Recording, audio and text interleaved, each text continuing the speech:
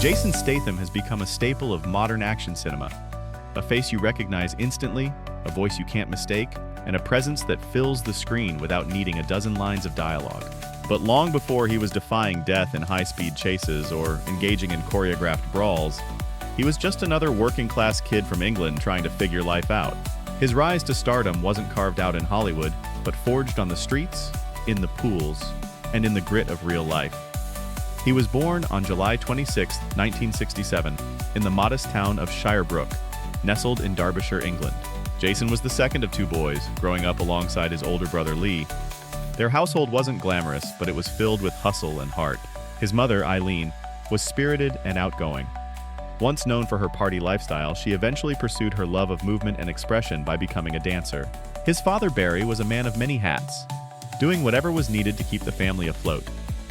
He painted houses, worked in the mines, sang in clubs, and even hawked goods on the street. His work ethic left a mark on young Jason. Before long, the Stathams moved east to the coastal town of Great Yarmouth.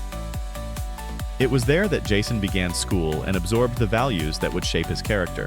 Barry, a former gymnast and amateur boxer, instilled a deep respect for physical discipline in his sons.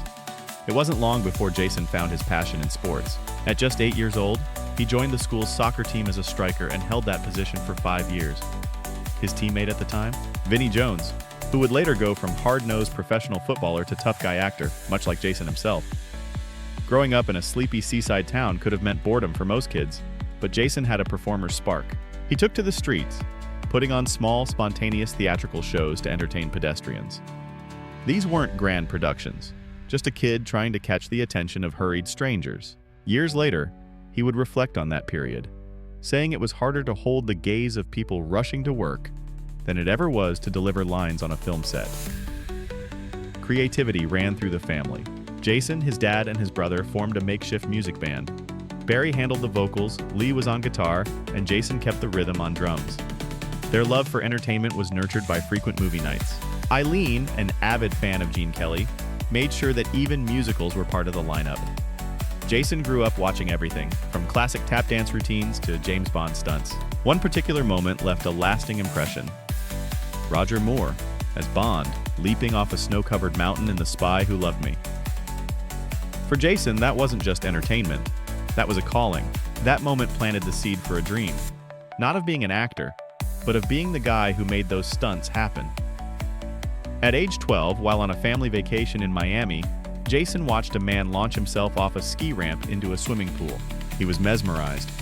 Back in England, he wasted no time. He joined a diving club and dedicated himself to the sport with relentless focus.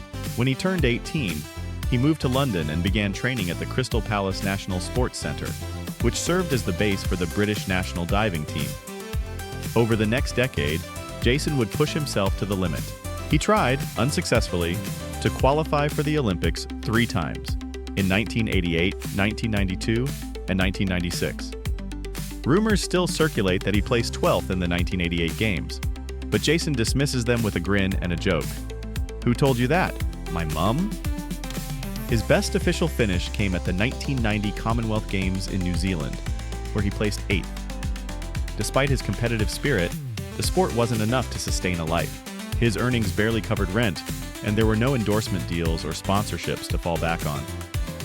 So, like many athletes trying to bridge the gap between passion and reality, Jason found a side hustle.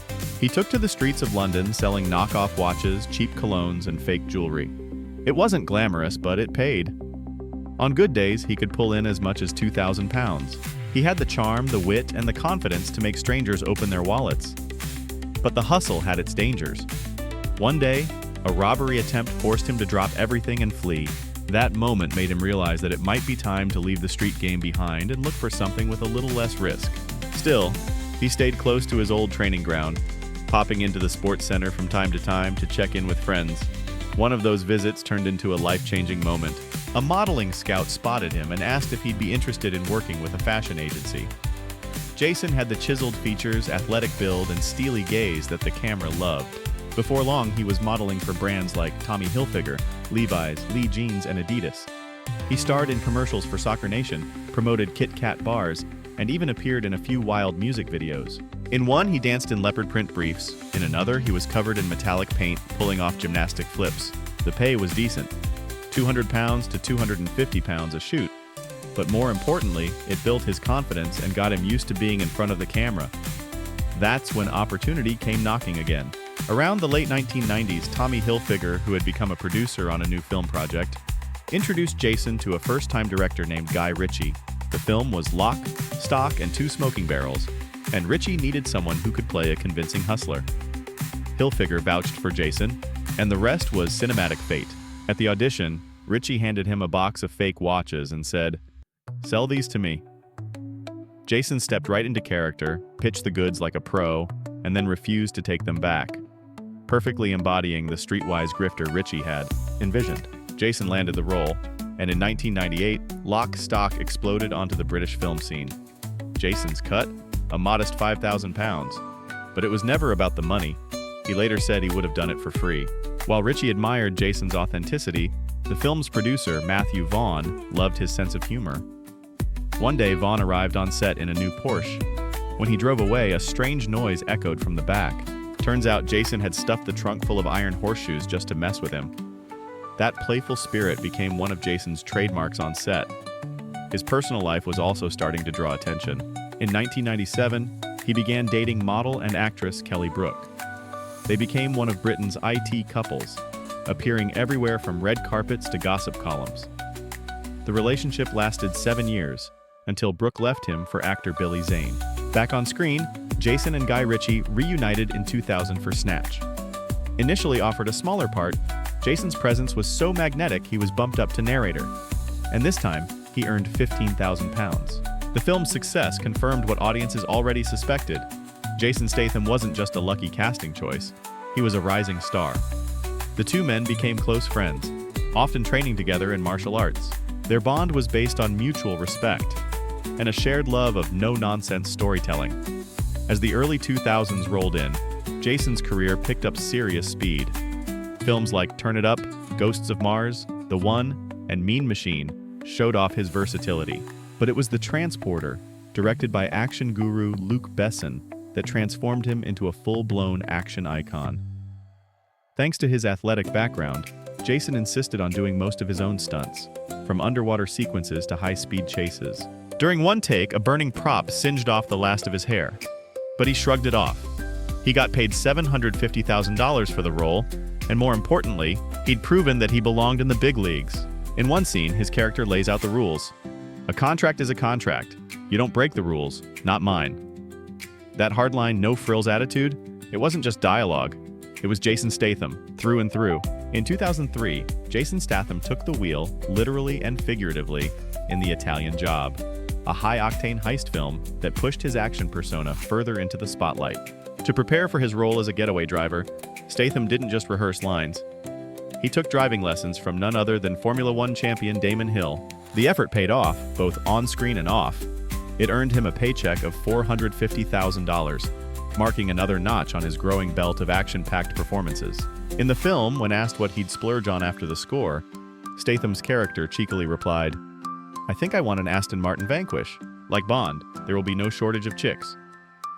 The line, delivered with signature swagger, captured the essence of his cinematic persona: cool, confident, and a little provocative. Following that success, he tackled roles in the thrillers Accomplice and Cellular, further cementing his image as a man of action with just the right amount of edge. But 2005 was when things really took off. That year alone, audiences saw him in 4 major films: Guy Ritchie's Revolver, the crime drama Chaos, the edgy indie flick London, and the sequel Transporter 2. On the set of Transporter 2, Statham took some serious risks. He insisted on performing his own stunts, a decision that could have ended badly. But luckily, he came out unscathed. For him, the adrenaline was worth it. Statham has often voiced his respect for stunt performers, calling them the unsung heroes of Hollywood. He's even advocated for a dedicated Oscar category to recognize their contributions. His deep appreciation for the craft was born from experience, and from surviving the many dangerous scenes he threw himself into over the years. While working on London, he met Australian singer Sophie Monk. The two sparked a brief romance, one they mostly kept out of the public eye. But as quickly as it began, it ended. Soon after, Statham entered a relationship with art historian Alex Zossman. They stayed together for 4 years, largely under the radar, until the public found out. Zossman became the target of harsh criticism from some of Jason's more zealous fans. And though the couple never confirmed the reason for their split, media reports suggested she struggled with the constant attention that came with dating an international action star. At one point, the paparazzi's obsession with Statham became so intense that he hired a lookalike to throw them off his trail. It was a clever move, and one that highlights just how big his fame had become. In the following years, Statham took on a mix of fantasy and action roles. He starred in the Name of the King, a dungeon siege tale in Crank, a high-energy thriller where his character had to maintain a continuous adrenaline rush to avoid death from a deadly poison. The role was a wild ride, both for Statham and for audiences. Female critics dubbed his character one of the most offensive male portrayals at the time, but Statham embraced the controversy. He reprised the role in Crank High Voltage in 2009, leaning even harder into the film's chaotic energy. In 2008, Statham headlined the crime drama The Bank Job and rounded out the summer with Death Race, a gritty, futuristic action film. To embody the hardened ex-con racer, he trained for 3 months, cutting his body fat down to a staggering 6%. He also paid a visit to a maximum security prison near Los Angeles, where he studied the atmosphere and behaviors of inmates to bring authenticity to the role. Later that year, Transporter 3 hit theaters, though it was filmed in Odessa, with a stunt double standing in for Jason in certain scenes. Statham himself didn't visit the Ukrainian city during production, but later made a promotional appearance in Kyiv. By 2010, he starred in 13 and joined the all-star cast of The Expendables, Sylvester Stallone's nostalgic tribute to classic action films. Statham's real-life toughness was put to the test during the filming of The Expendables 3, when the brakes failed on a truck he was driving during a stunt. The vehicle plunged off a dock into the sea, but thanks to his experience as a swimmer and quick reflexes, he managed to escape the sinking cabin and swim to safety. Stallone, unfazed, captured the entire incident on his phone while the rest of the crew scrambled to help. At a music festival that same year, life threw another unexpected curveball Statham's way. 2, actually. First, he was briefly detained for stealing a golf cart in a cheeky stunt gone wrong. Second, he met model Rosie Huntington-Whiteley. Their chemistry was instant, though they kept things quiet for nearly 6 months. Eventually, paparazzi blew the lid off their relationship, and the couple moved in together. Aside from one short-lived break to figure things out, their bond only grew stronger. Rosie later revealed that Jason's unwavering support and sense of humor were what drew her in. When she landed her first major film role in Transformers 3, Jason even sent her his own stunt gear to help her avoid bruises on set. A thoughtful gesture that spoke volumes. Statham's momentum didn't slow. In 2011, he voiced a character in the animated film Romeo and Juliet and starred in action flicks like The Mechanic, Blitz, and Killer Elite. Over the next few years, he kept the pace with roles in Safe, The Expendables 2, Parker, Hummingbird, and Homefront. By 2013, his tireless work ethic had paid off. His net worth was estimated at $30 million. He nearly met tragedy again on the set of The Expendables 3, but once more walked away with just a story to tell. That year, he also earned a place in the International Sports Hall of Fame. Recognition of his athletic roots and the physical commitment he brings to each role. In 2015, he starred in Wild Card, slimming down to the extreme with a diet of spinach and brown rice. That same year, he made his comedy debut in Spy, the only script in the genre he said ever truly made him laugh. He also joined the cast of Fast and Furious 7, although he'd almost appeared in an earlier installment before scheduling conflicts got in the way. In January 2016, Jason proposed to Rosie with a stunning 5-carat diamond ring worth $350,000. They didn't rush to the altar. Instead, they welcomed their son, Jack Oscar, in 2017, with Rosie saying they'd have the wedding one day, maybe when Jack was old enough to remember it. The media was less patient, fueling rumors of an impending wedding in 2018. But those turned out to be just that, rumors. Meanwhile, Statham was back in action with Mechanic, Resurrection, filmed across multiple sets where he had to bounce between locations to finish a dramatic finale. He returned for The Fate of the Furious and then starred in the aquatic horror film The Meg. By 2019, he was leading Fast and Furious Presents, Hobbs and Shaw, a spin-off that marked his debut as a co-producer. He was paid a hefty $13 million for the role. Then, in 2021, he reunited with Guy Ritchie for Wrath of Man, a gritty action flick that reminded fans why their partnership worked so well. They teamed up again for Operation Fortune, Ruse de Guerre, And while details on a spy sequel remain under wraps, other projects like The Expendables 4, Meg 2, and the thriller The Beekeeper are either in the works or already released. On February 2nd, 2022, Statham and Rosie welcomed their second child, a daughter named Isabella James. Their growing family now splits time between several homes, including a lavish $13 million mansion in Beverly Hills, complete with 5 bedrooms, 8 bathrooms, a swimming pool, and a tranquil backyard framed by hedges and flower beds. The home stretches across 2 spacious floors, offering a total of 5 bedrooms and 8 bathrooms, more than enough room for guests, family, and personal space. The interior design leans heavily into a muted color scheme, dominated by various shades of white and beige. This neutral palette creates a calming atmosphere, perfect for a space meant to be both luxurious and livable. Natural light pours into the rooms through massive panoramic windows, making the space feel open and airy. The use of wood throughout, on floors, furniture, and finishes, adds a warm, grounded feel that softens the modern aesthetic. Thoughtfully placed floral arrangements bring color and life to each room, adding to the sense of comfort and personal touch. The property is bordered by tall hedges, providing privacy and a green buffer from the outside world. In the backyard, there's a beautifully maintained swimming pool, perfect for warm days, alongside a designated area for lounging and relaxation, ideal for unwinding or entertaining friends. Their real estate portfolio doesn't end there. The couple also owns another striking property in London, situated in the prestigious and historic neighborhood of Chelsea, an area known for its elegant townhouses and elite residents. They bought the house in 2020, paying nearly $10 million, and quickly began a series of renovations to align the home with their personal tastes. Just like their other properties, this one sticks to a theme of natural elegance. You'll find the same neutral tones, but also a mix of refined materials, warm woods, cool stone, and polished marble, giving it both charm and a modern edge. Unlike typical homes, though, this 4-story mansion comes with some red tape. It sits in a conservation area, protected for its architectural or historical importance. That means even the smallest changes to its appearance, or to the landscaping around it, require formal approval from local planning authorities. Despite the restrictions, the couple has put in requests to add a hedge for privacy and remove certain trees that don't align with their vision for the garden. Their real estate journey has been active for years.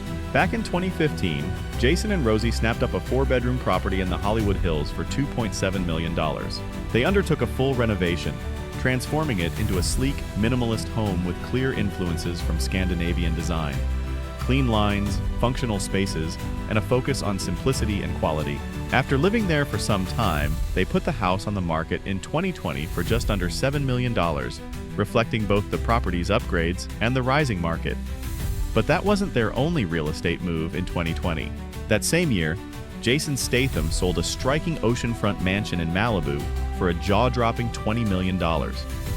He had originally bought the property in 2009 for $10.6 million, meaning the actor walked away with a significant profit. Interestingly, the purchase had been an impulse decision made during a holiday getaway with friends. It was one of those spur-of-the-moment buys that turned into a long-term project. As soon as the papers were signed, Jason jumped into renovations to bring the house up to his vision. He later shared that he deliberately chose vintage furnishings in subdued tones to keep the look from feeling overdone or flashy. He didn't want a house that screamed luxury. He wanted one that felt lived in, grounded, and personal. The living room features a massive sofa, perfect for stretching out or gathering with friends, and the terrace outside is lined with comfortable sun loungers for enjoying the California sunshine. The garage, unsurprisingly, is fully stocked with gear for surfing, one of Statham's favorite pastimes. Over the years, Statham has owned several homes in the Hollywood Hills area. In one notable deal, he bought a property from fellow actor Ben Stiller in 2011, paying $7.3 million. That home, designed in a classic Spanish architectural style, boasted 6 bedrooms and 6 bathrooms, along with high-end amenities like a gourmet kitchen, a private home theater, and a large pool in the backyard. In 2015, he sold it for $9.2 million, adding another win to his real estate record. He also listed another property, this one a modern glass-walled house, around the time he moved in with Rosie. This sleek contemporary home, designed with floor-to-ceiling windows and open-plan living spaces, was put on the market for nearly $3 million. Beyond his Hollywood holdings, The media has reported on other properties tied to Statham over the years. One was an apartment in downtown Los Angeles that he sold in 2009 for just under $1.4 million. Another was a house in South London that he purchased with his former partner, model and actress Kelly Brook. They bought it for just over $1 million, but sold it not long after their breakup, cutting ties with the property as their relationship ended. In terms of career success, Jason Statham ranks among the top earners in the film industry. From 2002 to 2017, the movies he starred in brought in a staggering $1.5 billion at the global box office. His net worth is estimated at around $90 million, a figure boosted not only by film roles, but also by lucrative advertising deals. Statham has been the face of several major brands, lending his image and persona to campaigns for G Energy Motor Oil, a product under Gazprom Neft, Salem American sports cars, and LD smartphones. In one ad, he played every character in a scene, showing off his comedic timing in a way that fans hadn't often seen from him. While he hasn't headlined a Super Bowl commercial, known for being the most high-profile and expensive advertising real estate in the business, he's still made appearances in major campaigns. These include a slick commercial for Audi, a high-action ad for the telecom company Xfinity, where he hilariously tries to watch Downton Common while fending off villains, and another for Vix.com, a website building platform. In that video, he teams up with Gal Gadot for an action-packed takedown of bad guys, and the clip has drawn more than 22 million views online. With the money he earns, Statham indulges in one of his biggest passions: high-performance cars. He's admitted more than once that he has a soft spot for German engineering, especially the Audi brand. He owns 3 of their most iconic models, the R8, the S8, and the RS6. But his garage goes way beyond just Audis. Among his collection are a Jaguar F-Type SVR, an Aston Martin DBS Volante, a Mercedes-Benz S63 AMG, a Porsche 911 GT2, a Lamborghini Murcielago, a Ferrari F12 Berlinetta, a vintage Jaguar E-Type, and 2 standout McLarens, the ultra-rare Senna and the sleek 570S. It's not just a garage, it's a car lover's dream. Despite his fame and fortune, Statham remains refreshingly self-aware about his career. He often says he doesn't consider himself a classically trained actor, nor does he aim to be one. Instead, he leans into what he does best: action. It's a genre where he gets to tap into his physical strengths and where his martial arts training gives him an edge. He keeps up a strict training regimen, often starting his day with an early morning workout. He's also passionate about strategy games like chess, and in his downtime enjoys outdoor sports such as wakeboarding, water skiing, windsurfing, and climbing. One interest from childhood that's never faded? Soccer. Statham still plays for an amateur football team in Hollywood and is a lifelong supporter of Nottingham Forest Football Club. So tell us, which Jason Statham film tops your list? If you enjoyed this deep dive, make sure to subscribe to the Money and Fame channel. There's a lot more behind-the-scenes insight coming your way.